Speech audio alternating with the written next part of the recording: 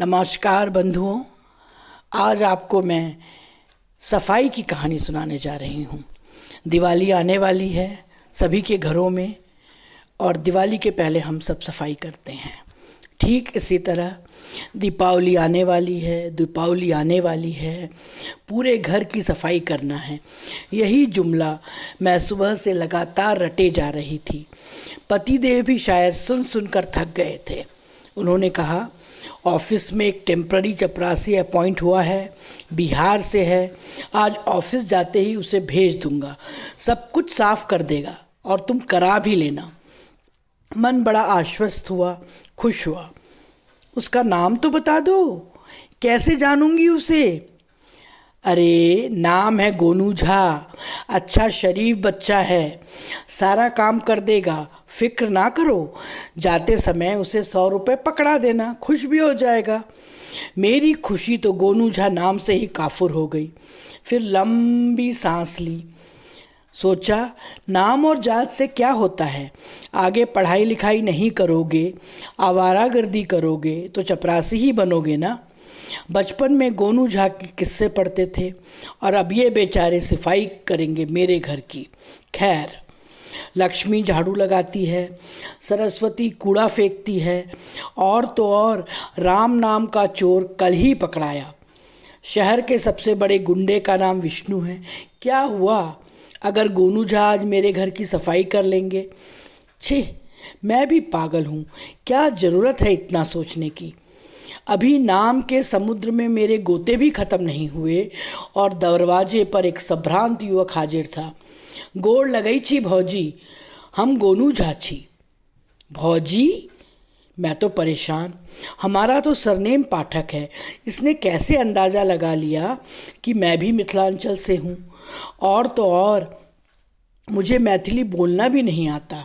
मैं और चपरासी की भौजी? जरूर पति का कारनामा होगा। क्या ज़रूरत थी चपरासी को मुंह लगाने की, बड़े आए हैं।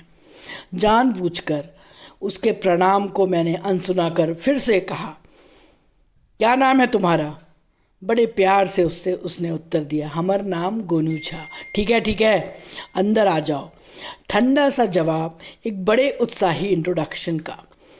मेरे आदेशानुसार वह काम पर लग गया और अच्छी तरह से सफाई कर रहा था। उसके पास से गुजरते हुए मैंने उसे कुछ बुदबुदाते सुना। कानों को केंद्रित कर बिना उसके जाने मैं ध्यान से सुनने लगी। उसका मुक्ति पर्व कब होगा, कब होगी उसकी दिवाली, चमकेगी उसके ललाट पर कब ताजे कुमकुम की लाली। अरे, ये तो नागार्जुन की कविता का अंश है। मैं वशीभूत हो गई और वाह, अपने आप निकल गया। वह रुककर मुझे देखने लगा। बेचारा डर सा गया, लेकिन मुझे तो आत्मग्लानि होने लगी। दिवाली पर हृदय के अंदर उजाला होना चाहिए, और मैं इतने विद्वान से घर की सफाई करवाकर अपने मन को अंधकार से भरते जा रही थी। मैंने कहा, आगे? तो उसने बोलना शुरू कर दिया। भले जनों की, बड़े जनों की राजनीति का वो अछूत है, दलित पीड़ित मानवता का वो प्रतिनिधि अग्रदूत है। मैं तो खुशी के मारे ताली बजाने लगी। मेरे प्रिय कवि की पंक्तियाँ सुनकर, अरे गोनू जी, अब ये जी और ये सम्मान मेरी आत्मा से आ रहा था। मैंने कहा, गोनू जी, ये तो नागार्जुन यात्री जी की रचना है, तुम्हें तो पूरी कंठस्थ है। भौजी, बाबा पर ही तो हम एमए में थीसिस लिखे हैं। अब तो उसका भौजी बोलना ऐसा लग रहा था मानो भौजी कहकर उसने मेरा स्तर ऊपर उठा कर दिया। मन खुद को कचोट रहा था कि एक एमए हिंदी लिटरेचर वाला मेरे घर और मेरे मन दोनों की सफाई कर रहा था।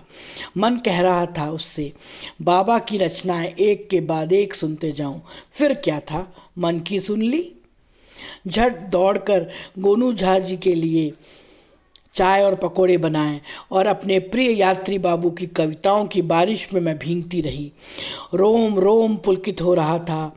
लगा ही नहीं कि घर की सफाई, दिवाली, दुनियादारी भी कोई मायने रखती है। उसका शास्त्रार्थ, उसका ज्ञान ही मुझे मेरी छोटी सोच का एहसास करा रहा था। गोनू झा में मुझे नागार्जुन दिख रहे थे। उसकी आखिरी कविता तक तो शाम के 6 बज गए थे। नहीं नहीं, अभी नहीं, अभी तो सिर्फ श्री गणेश है। अपने पदों को बार बार मांझो, मांझते जाओ, मांझते जाओ। मेरा मन भी मैले बर्तन की तरह मंझ रहा था। पति पता नहीं कब घर पहुंचकर मेरे पीछे खड़े हो, कब की गुम हुई मेरी आभा को देखे जा रहे थे। मैंने जल्दी से शाम की चाय और पनीर सैंडविच खिलाकर कवि सम्मेलन समाप्त किया। गोनू झा ने कहा, भौजी अब चलते हैं, देर हो रही है, नहीं तो बस छूट जाएगी। और विदा ली। पति को अब मैं सलाह दे रही थी कि दिवाली तो घर नहीं, मन को मांझने का त्यौहार है। इस बात को बरसों बीत गए, तब से अब तक अपने मन को मांझने में मैं लगी हुई हूँ।